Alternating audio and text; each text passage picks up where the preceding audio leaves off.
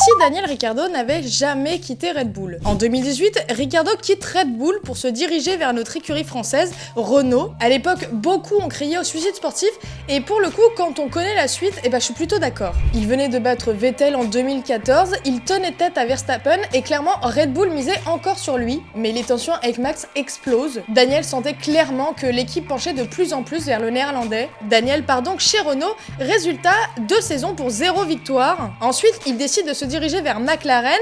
On pourrait clairement penser à une seconde chance pour l'Australien. Eh ben non, une seule victoire à Monza, c'est juste une lente descente aux enfers pour le pilote. Mais imagine si Ricciardo était resté. 2019-2020, Red Bull galère à trouver un coéquipier solide à Max, et on sait tous que Daniel aurait pu être ce gars. Pas d'Albon, pas de Gasly, peut-être même pas de Perez. Ma vidéo sur le deuxième baquet de Red Bull n'aurait clairement jamais vu le jour. Et 2021, le titre se joue dans un mouchoir de poche. Un duo Verstappen-Ricciardo, ça aurait clairement été l'arme ultime contre Mercedes. Mais au lieu de ça, Ricciardo perd sa place et se retrouve pilote de réserve dans l'écurie qu'il avait quittée. Moralité, dans le paddock comme sur la piste, les mauvais choix ne pardonnent pas.